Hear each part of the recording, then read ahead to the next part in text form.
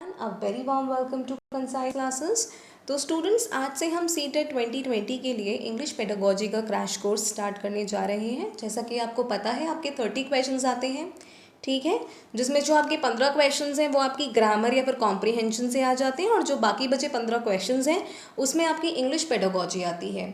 अब बच्चों, दिक्कत यहाँ आ जाती है कि काफ़ी सारे स्टूडेंट्स जो हिंदी मीडियम से बिलोंग करते हैं उनको प्रॉपर गाइडेंस नहीं मिल पाता है। अगर किताबें हैं तो प्रॉपर गाइडेंस नहीं है, और अगर किताबें नहीं हैं तो प्रॉपर मटेरियल नहीं है, ठीक है। तो इंग्लिश पेडागोजी को करने में बहुत ज़्यादा दिक्कत आ जाती है, चाहे वो किसी भी मीडियम का बच्चा क्यों ना हो, लेकिन स्पेशली हम हिंदी मीडियम बच्चों की बात कर रहे हैं, क्योंकि अगर आप सीटेट में बैठ रहे हो तो इंग्लिश भी आपको आना इम्पोर्टेंट है, ठीक है। इंग्लिश भी आपको समझना ज़रूरी है, और उसके लिए इंग्लिश पेडागोजी को समझना बहुत ज़रूरी है। सो इन्हीं दिक्कतों को दिमाग में रखते हुए आपके लिए आज से ये कोर्स स्टार्ट करा जा रहा है। और वैसे तो मैं कल न्यूज़ में देख रही थी कि आपका जो सीट है जो 5 जुलाई को होना था वो आगे शिफ्ट हो गया है। तो ये सीबीएसई का बहुत अच्छा स्टेप है, क्योंकि पैंडमिक अभी तक कंट्रोल में नहीं आ पा रहा है, और ऐसे में इसका आगे शिफ्ट होना is a very good step. ऐसा होना भी चाहिए। तो आपके पास हम मान सकते हैं अगले नोटिफिकेशन तक काफ़ी लंबा समय है, और इस टाइम में हम अपनी इंग्लिश पेडागोजी को बहुत ज़्यादा स्ट्रॉन्ग कर सकते हैं, ठीक है ना। सो आइए हम स्टार्ट करते हैं। सो बच्चों, सबसे पहले हम बात करेंगे लैंग्वेज क्या होती है, भाषा क्या होती है। अब पढ़ने से पहले हम खुद से पूछें कि भाषा क्या है। तो अगर आप खुद से भी ये सवाल करोगे तो आपको बहुत बेसिक सा आंसर मिल जाएगा कि भाषा के बिना मानव जीवन नहीं है। क्यों नहीं है? क्योंकि लैंग्वेज के द्वारा ही हम एक दूसरे की बात बोल सकते हैं। जो हमें कहना है और जिससे कहना है, हम लैंग्वेज की मदद से बोल पाते हैं, और दूसरे की भी बात हम लैंग्वेज की मदद से ही सुन पाते हैं, ठीक है। अगर लैंग्वेज नहीं एग्जिस्ट करेगी तो हम एक दूसरे की बातों को नहीं समझ पाएंगे, ठीक है। दूसरा, जो आपका लैंग्वेज है बच्चों, जो लैटिन वर्ड है लिंगुआ, जिसका मतलब है टंग, ये वर्ड उससे लिया गया है, ठीक है। It is a specific form of speech that evolve over a period of time. देखो, बोलने के लिए स्पीच का मतलब क्या होता है कि जो भी आप अपने मुख द्वारा अपने मुंह से बोल रहे हो उसे हम कहते हैं स्पीच, ठीक है। बोलने के लिए भी भाषा चाहिए, और भाषा कब आप बोल पाओगे? जब आपके पास शब्द होंगे, जब आपके पास वाक्य होंगे। तो क्या होता है बच्चों, जब शब्दों को इस तरह से क्रम में रखा जाता है कि बनने वाला वाक्य आपको एक प्रॉपर सेंस दे रहा है, यानी कि जब वर्ड्स को इस तरह से अरेंज करा जाता है कि जो सेंटेंस निकल कर आ रहा है वो आपको प्रॉपर सेंस दे रहा है, उसी को बच्चों हम लैंग्वेज कहते हैं, ठीक है। तो लैंग्वेज में वर्ड्स का जो स्ट्रक्चर है, जो एक सेंटेंस का स्ट्रक्चर है, वो भी प्रॉपर होना ज़रूरी है, क्योंकि उसी से आपका कम्युनिकेशन, आपका संप्रेषण इफेक्टिव हो पाएगा, नहीं तो नहीं हो पाएगा। लैंग्वेज बच्चों ह्यूमन लाइफ के लिए एक असेंशियल पार्ट है। क्यों है?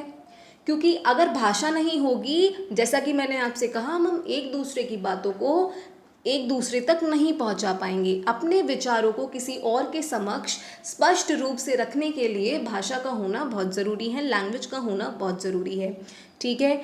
हम क्यों कहते हैं कि जो ह्यूमन है इज़ अ सोशल एनिमल? हम क्यों कहते हैं कि ह्यूमन एक सामाजिक जानवर है?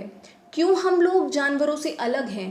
क्योंकि वो बोल नहीं सकते हैं लेकिन हम बोल सकते हैं, ठीक है। जितने भी जीव इस प्लैनेट पर एग्जिस्ट करते हैं उसमें जो सबसे ऊंचे स्तर पर अगर किसी को रखा जाता है बच्चों, तो वो है ह्यूमन बीइंग्स। क्यों रखा जाता है? क्योंकि हमारे पास लैंग्वेज है, हम अपनी बातों को एक दूसरे के समक्ष रख सकते हैं। जैसा कि आप यहाँ पढ़ सकते हैं कि BMH स्ट्रैंग ने कहा है कि language is an articulated system of science primarily in the medium of speech. जो लोग बोल नहीं पाते हैं वो साइंस का इस्तेमाल करते हैं, लेकिन जब भाषा आपको आती है, जब आपको बोलना आता है, आपके पास एक लैंग्वेज है, एक मीडियम है। लैंग्वेज क्या है? ये अपनी बातों को दूसरे के समक्ष रखने का एक मीडियम ही तो है। अगर ये मीडियम नहीं होगा तो आप अपनी बातें कैसे रख पाओगे? तो इन्होंने यही कहा है कि जो साइंस है आप उनको दूसरे के समक्ष बोल कर रख पा रहे हो, ठीक है। तो language is an articulated system of science. Next जो आपके जॉन ड्यूई हैं, इन्होंने क्या कहा है कि language exist only when it is listen as well as spoken, कि लैंग्वेज तभी एग्जिस्ट कर सकती है कि जब उसे कोई सुनने वाला हो या फिर कोई बोलने वाला हो। देखो, जो आपका कम्युनिकेशन है ना बच्चों, जो आपका संप्रेषण है, जैसे मैं आपसे कम्युनिकेट कर रही हूँ, तो आप लोग अभी मुझे सुन रहे हो और मैं बोल रही हूँ, तो मैं बोल रही हूँ और आप सुनने वाले हो। अगर सुनने वाला ना हो तो कम्युनिकेशन किस काम का, और अगर बोलने वाला ना हो तो कम्युनिकेशन किस काम का। तो लैंग्वेज तभी एग्जिस्ट करती है जब दो लोग उसमें मौजूद हों, सुनने वाला भी हो और बोलने वाला भी हो। The hearer is an indispensable partner. Indispensable का मतलब होता है बच्चों बहुत ही ज़्यादा इम्पॉर्टेंट, बहुत ही ज़्यादा आवश्यक, कि बिना हेयरर के, हेयरर का मतलब होता है सुनने वाला, बिना सुनने वाले के लैंग्वेज एग्जिस्ट ही नहीं करेगी। जैसे अगर मैं बोलती रहूँ और मुझे कोई सुनने वाला ही ना हो तो क्या फ़ायदा ऐसे कम्युनिकेशन का। जो मैं आपको कहना चाह रही हूँ वो आपको तभी पहुँचेगा जब आप उसको सुन सकोगे, ठीक है ना। तो अगर आप उसको अच्छी तरह से सुन पा रहे हो बच्चों तो वीडियो को ज़रूर लाइक करना, ओके। खैर, so the hearer is an indispensable partner. Indispensable का मतलब होता है कि बहुत ज़्यादा ज़रूरी है। बिना बोलने वाले के और बिना हेयरर के लैंग्वेज एग्जिस्ट नहीं करेगी, ठीक है। नेक्स्ट हम बात करते हैं बच्चों फंक्शंस ऑफ लैंग्वेज, कि लैंग्वेज के फंक्शन क्या क्या है। जैसा कि आप पढ़ सकते हो कि जॉनसन ने कहा है कि speech is the instrument of society, कि स्पीच जो है बच्चों वो सोसाइटी का एक टूल है। बिल्कुल सही बात है कि बिना स्पीच के आप अपनी बातें किसी और तक पहुंचा ही नहीं पाओगे, तो स्पीच का होना बहुत ज़रूरी है। ये आपकी सोसाइटी का एक इंस्ट्रूमेंट है। ये जितने भी इलेक्शंस होते हैं आपने देखा है कि जब कोई नई सरकार बननी होती है तो मंत्री आते हैं हाथ जोड़कर आपसे नए नए वादे करते हैं कि हम आपके लिए ये करेंगे वो करेंगे। तो वो बोल रहे हैं ना, वो एक स्पीच ही दे रहे हैं, ठीक है, जिससे आप कन्विंस हो रहे हो और अपना माइंड बना लेते हो कि हाँ हम इस सरकार को वोट देंगे या फिर हम उस सरकार को वोट देंगे। तो स्पीच के बिना सोसाइटी एग्जिस्ट ही नहीं कर पाएगी। सोसाइटी तभी चल पा रही है जब वहाँ पर लैंग्वेज है, ठीक है। एक दूसरे की बात आप जब एक दूसरे तक पहुंचा पाओगे, किसी और के समक्ष रख पाओगे, तभी तो जीवन आगे बढ़ पाएगा, ठीक है। अगर हम एक दूसरे को समझ ही नहीं पाएंगे तो जीवन कैसे आगे बढ़ेगा, ओके। नेक्स्ट बच्चों हम पढ़ते हैं कि language is the foremost requirement of man. Foremost का मतलब होता है कि सबसे पहली रिक्वायरमेंट है किसी भी इंसान की, ठीक है। तो आप समझ सकते हो कि लैंग्वेज हम लोगों के लिए कितनी इंपॉर्टेंट है। It is the means of communication. मैंने आपको पहले ही बोला कि संप्रेषण के लिए लैंग्वेज होना बहुत ज़रूरी है। Without language the human life would have been quite different. बिल्कुल सही बात है, अगर लैंग्वेज नहीं होती तो ह्यूमन लाइफ हमारी बहुत ज़्यादा अलग होती, बहुत ज़्यादा डिफ़िकल्ट होती। हम अपनी बातों को अगर कह ही नहीं पाते तो आप सोचो कि किस तरह से हम कहते या फिर हमारी लाइफ किस तरह से उस वक्त होती, ठीक है। The function of language is briefly explained as follows. अब हम यहाँ पे डिफरेंट फंक्शन की बात करेंगे। सबसे पहला है बच्चों एक्सप्रेसिव फंक्शन। एक्सप्रेसिव फंक्शन का मतलब होता है कि जैसे जो भी मैं आपको समझाना चाह रही हूँ मैं उसको सही से एक्सप्रेस कर रही हूँ, बिल्कुल डीप में जाके एकदम लेंथ में जाके मैं आपको समझा रही हूँ। तो ये क्या है, लैंग्वेज का एक्सप्रेसिव फंक्शन है, ठीक है।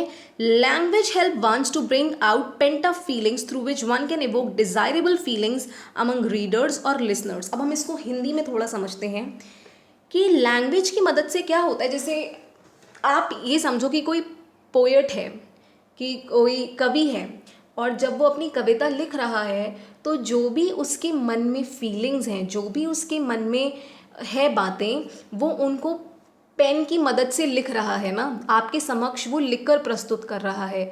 लेकिन वो लिखकर कैसे प्रस्तुत कर रहा है, एक भाषा में लिखकर प्रस्तुत कर रहा है। अगर भाषा ही ना होती तो वो अपने मन की फीलिंग्स को कैसे एक्सप्रेस कर पाता, समझ रहे हो। तो एक्सप्रेसिव फंक्शन कुछ नहीं है बच्चों, आप इतनी डिफिकल्ट लैंग्वेज से बिल्कुल भी परेशान मत हो। एक्सप्रेसिव फंक्शन का मतलब होता है कि अपने मन की बातें, अपने मन की फीलिंग्स को बिल्कुल डेप्थ में, एकदम लेंथ में किसी के सामने रखना, ठीक है। नेक्स्ट है बच्चों इंफॉर्मेटिव फंक्शन। इंफॉर्मेटिव, इंफॉर्मेटिव किससे रिलेटेड है? इंफॉर्मेशन से, ठीक है। जैसे मैंने आपके सामने इतनी बड़ी ये स्लाइड प्रस्तुत कर रखी है, ठीक है, इसमें इतना कुछ लिखा हुआ है, ये इंफॉर्मेशन है, और ये लिखा हुआ है तो ये क्या मैंने इसमें इंग्लिश लैंग्वेज का यूज़ करा है, ठीक है ना। तो जो इंग्लिश लैंग्वेज है इस समय वो कैसा फंक्शन कर रही है? Informative function. कि जो लैंग्वेज है वो आपकी इंफॉर्मेटिव फंक्शन का भी काम करती है, यानी कि आप तक इंफॉर्मेशन पहुंचाने का भी काम करती है। आप देख सकते हो कि हम किस तरह शब्दों से ही मीनिंग समझ पा रहे हैं, ठीक है ना। तो बच्चों इंग्लिश पेडागोजी इतनी डिफिकल्ट नहीं है, थोड़ा सा बस अपने दिमाग के जो पोर्स हैं उनको खोलना होता है, ठीक है, अपने स्क्रू थोड़े से टाइट करने होते हैं और बिल्कुल आपको आसानी से इंग्लिश पेडागोजी समझ में आ जाएगी, ठीक है। नेक्स्ट है बच्चों कम्युनिकेटिव फंक्शन। पढ़ने से पहले जैसे कि मैं आपको बताऊं कि मैं आपको इंग्लिश पेडागोजी पढ़ा रही हूँ तो ये कम्युनिकेशन चल रहा है, जो मैं बोल रही हूँ वो भी लैंग्वेज है, तो लैंग्वेज एक कम्युनिकेटिव फंक्शन भी है। अब हम पढ़ते हैं इसमें क्या लिखा है कि sharing of ideas in a society is called communication. जैसा कि मैंने आपसे कहा कि अपनी बातों को किसी और के समक्ष रखना वो कहलाता है संप्रेक्षण, कि जो भी हमारे आइडियाज़ हैं उन्हें शेयर करना कहलाता है communication. For communication language is the first requirement, कि कम्युनिकेशन के लिए, संप्रेक्षण के लिए जो लैंग्वेज है ये आपकी पहली रिक्वायरमेंट है, ठीक है ना। नेक्स्ट है बच्चों डायरेक्टिव फंक्शन। डायरेक्टिव फंक्शन का मतलब होता है कि जो आपको डायरेक्ट करती है, जो आपको कोई दिशा प्रदान करती है, तो ये भी क्या है? लैंग्वेज का एक फंक्शन है बच्चों। नेक्स्ट है बच्चों इंटरैक्शन फंक्शन। इंटरैक्शन का मतलब होता है, ये बहुत इंपॉर्टेंट फंक्शन है बच्चों, और ये कई बार पूछा भी गया है सीटेट में कि जो लैंग्वेज है वो वन वे कम्युनिकेशन है या फिर टू वेज कम्युनिकेशन है। वन वे कम्युनिकेशन का मतलब होता है कि एक से ही कम्युनिकेशन हो जाएगा, कि मतलब आप सुनने वाले हो और बोलने वाला कोई ना हो, बस हेयरर हो और जो स्पोक्स पर्सन है, जो बोलने वाला है, वो कोई ना हो, ठीक है। जो स्पीकर है, नॉट स्पोक्स पर्सन बच्चों, स्पीकर कहेंगे, कि जो स्पीकर है वो ना हो। तो अगर सिर्फ, या फिर आप ऐसे मानो कि सिर्फ स्पीकर हो, स्पीकर या फिर मतलब मैं हूँ, और आप हियरर, सुनने वाले आप ना हो, तो भी कम्युनिकेशन कहाँ से एग्जिस्ट करेगा, कहाँ से संप्रेषण हो पाएगा। इसलिए कहा गया है कि जो भाषा है, जो लैंग्वेज है बच्चों, वो टू वेज कम्युनिकेशन है, वो वन वे कम्युनिकेशन नहीं है। ये पॉइंट आप ध्यान से नोट डाउन कर लेना, ठीक है। नेक्स्ट है बच्चों इवोल्यूशनरी फंक्शन। इवोल्यूशनरी का मतलब होता है कि जब कोई नई चीज़ ईजाद होती है, कि literature is the mirror of the society, any advancement of the society is basically it's language development. सबसे पहले बच्चों हम ये समझते हैं कि लिटरेचर को सोसाइटी का मिरर क्यों कहा गया है, शीशा क्यों कहा गया है। देखो, जब भी कोई व्यक्ति साहित्य में कुछ साहित्य कार्य, जैसे जो लिटरेचर लिखता है या फिर जो भी कोई इस तरह का कार्य करता है उसे शायद साहित्यकार कहते हैं, राइट। तो जब भी कोई व्यक्ति लिखने का कार्य करता है तो वो सोसाइटी की एक जो रियल सिचुएशन है बच्चों, जो रियल चीज़ है उसको दर्शाने की कोशिश करता है, ठीक है। आप मेरी बात समझना, मैं क्या कहना चाह रही हूँ कि ऐसा क्यों कहा गया है कि लिटरेचर सोसाइटी का मिरर है। कहने का मतलब है कि सोसाइटी में अगर कोई कुछ अच्छा है या सोसाइटी में अगर कुछ बुरा है, ठीक है, कुछ अच्छा है या फिर कुछ बुरा है, तो वो व्यक्ति तभी उसको दूसरे के समक्ष प्रस्तुत कर पाएगा अगर लैंग्वेज एग्जिस्ट करेगी। कि लिटरेचर भी तभी कोई लिख पाता है जब लैंग्वेज होती है, ठीक है। जितनी भी प्रोज हैं, जितनी भी पोएम्स हैं, ये सब जो एग्जिस्ट करती हैं, जो इस समय मौजूद हैं, वो क्यों हैं? क्योंकि पढ़ने वाला है, और पढ़ने वाला तभी है जब लिखने वाले के पास एक माध्यम है। और वो माध्यम क्या है बच्चों? वो माध्यम है आपकी लैंग्वेज। तभी कहा गया है कि जो लैंग्वेज है वो इवोल्यूशनरी फंक्शन का भी काम करती है, ठीक है। नेक्स्ट है बच्चों प्रेजर्वेशन फंक्शन। प्रेजर्वेशन का मतलब होता है किसी चीज़ को संभाल कर रखना, ठीक है। Man can preserve his knowledge, observation and experiences in the written form. बिल्कुल सही बात है कि सपोज आप कहीं घूमने गए और आपको ट्रैवलॉग का मतलब है कि जो भी आप घूम रहे हो और जो भी आपके साथ नए नए एक्सपीरियंसेस हो रहे हैं उसको एक डायरी में लिख रहे हो, उसे हम कहेंगे ट्रैवल लॉग, ठीक है ना बच्चों। नए नए शब्द भी सीखते चलो, ठीक है ना। अगर आप इस तरह से नए नए शब्द भी सीखते चलोगे तो आप देखना धीरे धीरे आपकी अंग्रेज़ी कितनी अच्छी होती चली जाएगी और इंग्लिश से बिल्कुल भी डरने की ज़रूरत नहीं पड़ेगी। तो प्रेजर्वेशन फंक्शन ये कहता है कि इंसान जो भी ऑब्जर्व कर रहा है या जो भी सीख रहा है उसको लिख कर भी रख सकता है। तो लैंग्वेज आपका एक प्रेजर्वेशन फंक्शन का भी काम करती है। अगर लैंग्वेज नहीं होती, अगर भाषा नहीं होती, तो जो भी मैं सीख रही हूँ या जो भी मैं अपने आसपास देख रही हूँ उसे मैं लिख ही नहीं पाती, और लिख नहीं पाती तो प्रिजर्व नहीं कर पाती। प्रिजर्व का मतलब होता है संभाल के नहीं रख पाती। संभाल के भी मैं तभी रख पा रही हूँ जब मेरे पास भाषा है। तो इस तरह से आप समझ सकते हो कि भाषा के कितने सारे फंक्शंस हैं। ठीक है ना बच्चों। नेक्स्ट हम बात करते हैं लर्निंग एंड एक्विजिशन की, कि लर्निंग और एक्विजिशन क्या होता है। देखो बच्चों, जैसा कि आप पढ़ते हो कि language acquisition usually refers to the first language acquisition. देखो, इसको पढ़ने से पहले मैं आपको बता दूं एक्विजिशन का मतलब क्या होता है। एक्विजिशन का मतलब होता है कि जो भी आसपास हो रहा है उसको आप खुद में एब्जॉर्ब कर रहे हो। ठीक है, एब्जॉर्ब कर रहे हो, उसे हम एक्विजिशन कहते हैं। देखो, when language is learned without any practice उसे हम कहते हैं फर्स्ट लैंग्वेज। फर्स्ट लैंग्वेज क्या होती है कि जैसे कोई बच्चा है, अब हम इंडिया में देखते हैं कि हमारी जो मदर टंग है हिंदी है। अब बच्चे को हिंदी सिखाने के लिए हमने कुछ एक्स्ट्रा एफर्ट तो नहीं डाला, कोई भारी एफर्ट तो हमने नहीं डाला। ठीक है, माँ बाप बोलते हैं, बच्चा देखता है और वो सीखता है, तो वो उसकी फर्स्ट लैंग्वेज है, कि जिसके लिए हमें किसी प्रैक्टिस की ज़रूरत नहीं पड़ी बच्चे को सिखाने के लिए। उसने देखा और उसने अक्वायर करा। अक्वायर का मतलब होता है एब्जॉर्ब करा। ठीक है, खुद में समाहित करा, उसी को हम एक्विजिशन कहते हैं। कि children learn first language without any problem and practice, कि जो बच्चे हैं वो फर्स्ट लैंग्वेज बिना किसी प्रॉब्लम के और बिना किसी प्रैक्टिस के सीख लेते हैं। ठीक है, दे लर्न इट नेचुरली, वो प्राकृतिक रूप से पहली लैंग्वेज सीख लेते हैं। When language is learn naturally and without any systematic practice उसे हम कहते हैं एक्विजिशन। आप ये नोट डाउन कर लेना कि जब लैंग्वेज बच्चा बिना किसी प्रैक्टिस के सीखता है और नेचुरली सीख जाता है उसे हम बच्चों एक्विजिशन कहते हैं। ठीक है, और एक्विजिशन द्वारा जो बच्चा लैंग्वेज सीखता है बच्चों, उसे ही हम कहते हैं हमारी मदर टंग, यानी कि फर्स्ट लैंग्वेज। और जो बच्चा फर्स्ट लैंग्वेज सीख रहा है उसमें वो कितने ग्रामेटिकल एरर्स कर रहा है, सेंटेंस कितना सही बना रहा है, शब्दों का चयन सही कर रहा है नहीं कर रहा है, इससे कुछ मतलब नहीं होता है। ठीक है, कि बिना किसी प्रैक्टिस के प्राकृतिक रूप से नेचुरली अगर बच्चा कोई लैंग्वेज सीख रहा है जिसे हम फर्स्ट लैंग्वेज कहते हैं बच्चों, उसे ही हम कहते हैं एक्विजिशन। ठीक है, लेकिन लर्निंग बच्चों थोड़ी अलग होती है। लर्निंग क्या होती है, जो आप लर्न करके सीख पाते हो। ठीक है, जैसे इंग्लिश है, अब इंग्लिश आप पढ़ोगे, रूल्स को समझोगे, ग्रामर को समझोगे, तभी तो आप सीख पाओगे। इसे ही बच्चों हम लर्निंग कहते हैं। Language learning is not communicative, it is the result of direct instruction of the rules of language. कितनी सही बात है, समझो।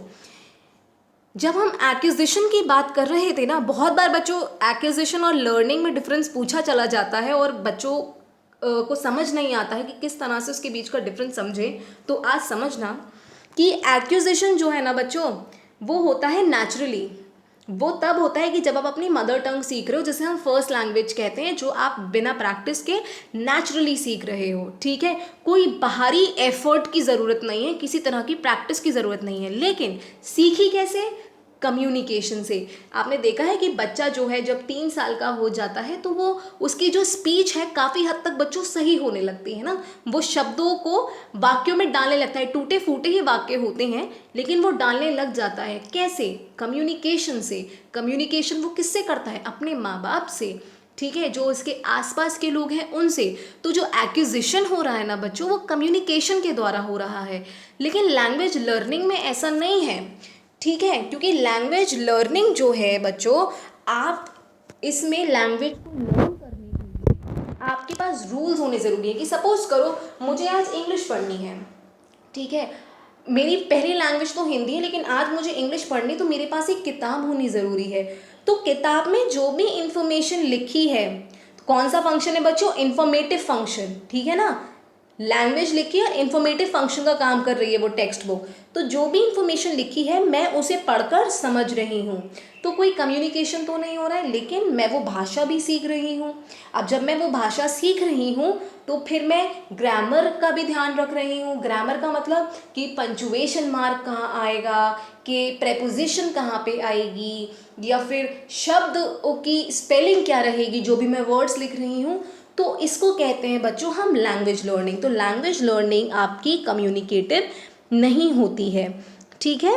जैसा कि आप पढ़ सकते हो, a student who has memorize the rules of the language may be able to succeed on a standardize test of English language but may not be able to speak और राइट करेक्टली। एक बात और बच्चों, ऐसा नहीं है कि जो बच्चा किसी लैंग्वेज को लिखना सीख लेता है वो प्रॉपर उसे बोलना भी सीख जाए, ठीक है।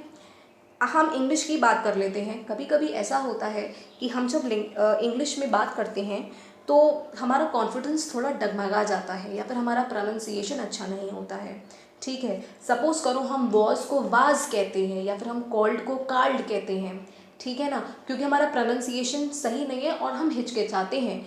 लेकिन अगर हम इन शब्दों को सेंटेंस में लिखते हैं, लिखकर हम किसी के सामने प्रस्तुत कर रहे हैं, तो हम लिख पाते हैं और हम स्पेलिंग भी सही लिख रहे हैं। तो ये यही कहना चाह रहे हैं कि लैंग्वेज लर्निंग का मतलब ये नहीं है कि एक बार बच्चा उस लैंग्वेज को लर्न कर लेता है जिसे हम सेकेंड लैंग्वेज कहेंगे, ठीक है ना। सेकेंड लैंग्वेज बच्चों प्रैक्टिस से और याद करने से आती है, कि उसे वो बोलना सीख जाए अगर लिखना सीख गया, ऐसा नहीं है, ठीक है। यहाँ पे उन्होंने यही एग्जाम्पल दिया है कि अगर कोई प्रॉपर टेस्ट होता है इंग्लिश लैंग्वेज का तो बच्चा भले से उसमें पास हो जाए, लेकिन ऐसा ज़रूरी नहीं है कि बच्चा उससे बोलना या लिखना सही तरीके से सीख पाए। कहने का मतलब है कि इंग्लिश लैंग्वेज की लर्निंग या किसी भी लैंग्वेज लर्निंग सिर्फ यहाँ तक सीमित नहीं है कि आपने ग्रामर के रूल्स रट लिए, आपने ग्रामर रट ली, सब हो गया। या फिर यहाँ तक सीमित नहीं है कि आपको लिखना आ गया है लेकिन आप सही से बोल नहीं पा रहे हो, आप कम्युनिकेट नहीं कर पा रहे हो। लैंग्वेज लर्निंग वहाँ तक सीमित नहीं है। अगर आप किसी लैंग्वेज को लर्न कर रहे हो तो आपको उसको सही से लिखना भी आना चाहिए और सही से बोलना भी आना चाहिए। तो बच्चों यही अंतर है आपका लैंग्वेज लर्निंग में और लैंग्वेज एक्विजिशन में, ठीक है ना।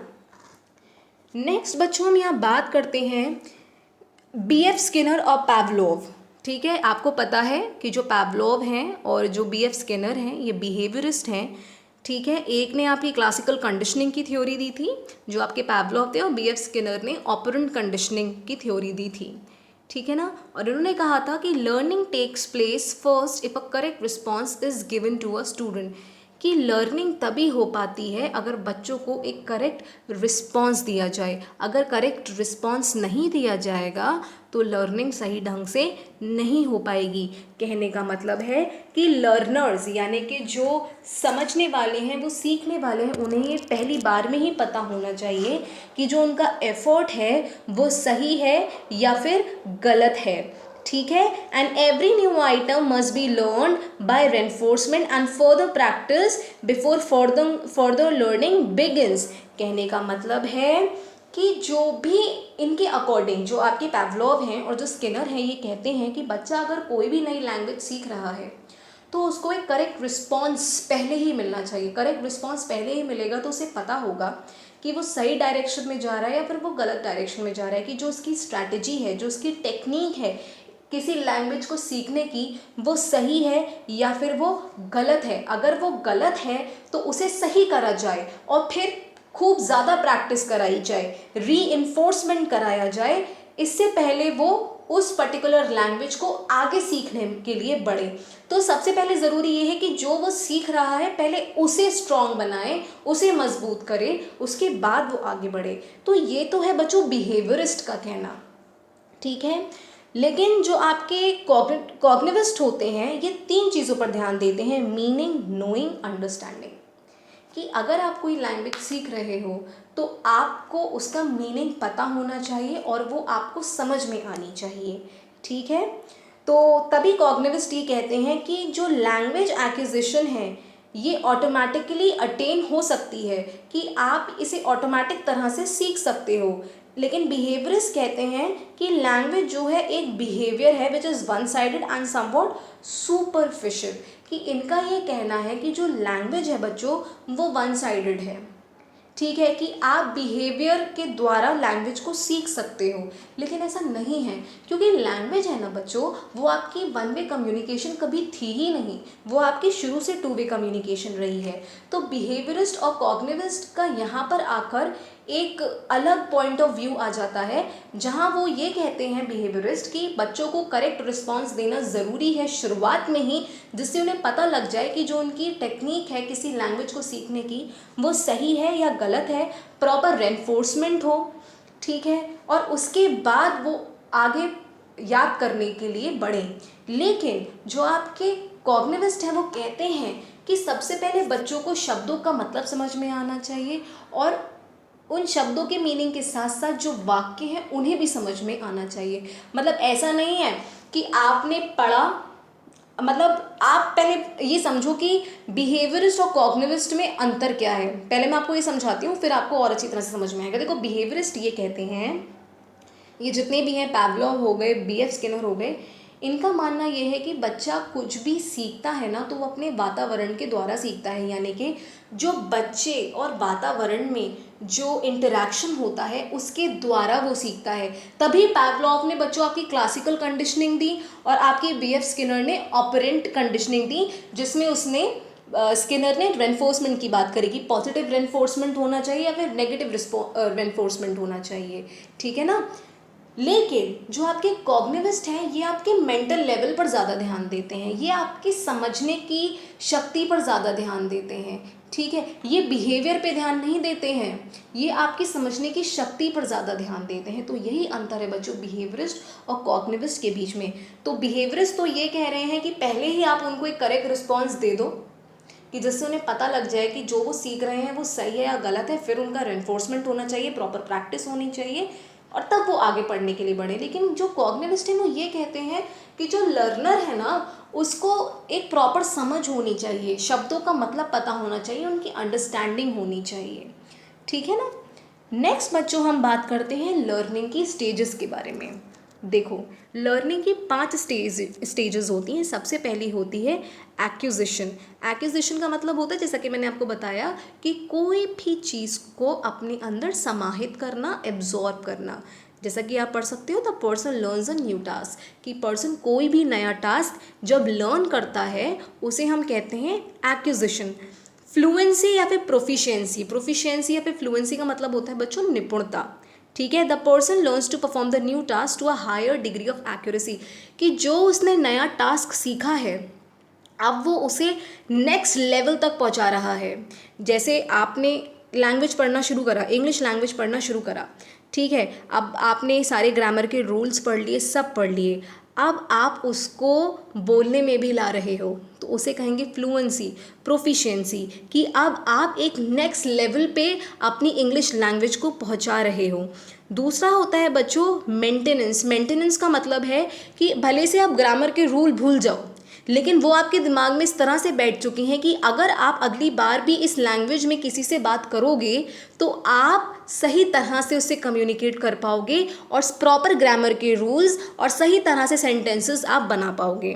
फिर होता है जनरलाइजेशन। जनरलाइजेशन का मतलब होता है बच्चों कि जब बच्चा सीखी हुई भाषा को किसी और जगह भी यूज़ कर पाता है। ठीक है ना, कि आपने एक पर्टिकुलर इंग्लिश लैंग्वेज यहाँ पे सीखी, अब आप सपोज़ किसी से बात कर रहे हो तो वहाँ भी तो आपको बोलने के लिए शब्द चाहिए, इंग्लिश में सेंटेंसेस बनाने के लिए आपको शब्दों का प्रयोग सही से आना चाहिए, तो उसे कहते हैं जनरलाइजेशन। कि जो जनरलाइजेशन का मतलब है कि जो भी आपने सीखा है अब आप उसे हर एक लेवल पर इस्तेमाल कर पा रहे हो। और दूसरा और पांचवा होता है बच्चों अडेप्टेशन, कि the person applies a previously learn skill in a new area of application without direct instruction और गाइडेंस, कि जो भी आपने सीखा है अब आप उसे किसी और भी जगह इस्तेमाल कर पा रहे हो बिना किसी गाइडेंस के, बिना किसी इंस्ट्रक्शन के। तो बच्चों ये है 5 स्टेजेस ऑफ लर्निंग। आज का सेशन बच्चों यहीं ख़त्म होता है, कल से हम प्रिंसिपल्स की बात करेंगे। होप आपको ये सेशन पसंद आया होगा। अगर इसके बाद भी आपको कहीं पे दिक्कत है, ठीक है, तो आप कमेंट सेक्शन में ज़रूर मेंशन करें, मैं आपको अगले सेशन में उसे ज़रूर समझाऊंगी। और बच्चों ज़्यादा से ज़्यादा आप इस सेशन को शेयर करो, वीडियो को लाइक करो और चैनल को भी सब्सक्राइब करो। साथ में बच्चों एक इन्फॉर्मेशन मैं आपको और देना चाहूँगी कि जैसा कि आपको पता है कि जो बच्चे सीटेट के लिए बैठ रहे होंगे वो केवीएस के लिए भी, या फिर जो सीटेट में फिर से अटेम्प्ट दे रहे होंगे, या फिर पेपर 2 या पेपर 1, स्पेशली पेपर 2 वाले, मतलब काफ़ी बच्चे ऐसे भी होंगे आप सब में जो केवीएस पीआरटी के लिए एलिजिबल है। मेरे कहने का सेंस ये है, तो केवीएस पीआरटी के लिए हमने इंग्लिश ग्रामर का कोर्स लॉन्च कर दिया है, ठीक है ना। तो आप लोग उसे प्रॉपर आकर देखें, बिना कोई लेक्चर स्किप करें, और आपकी इस तरह से इंग्लिश ग्रामर है बच्चों वो भी स्ट्रॉन्ग होती चली जाएगी। So thank you so much people.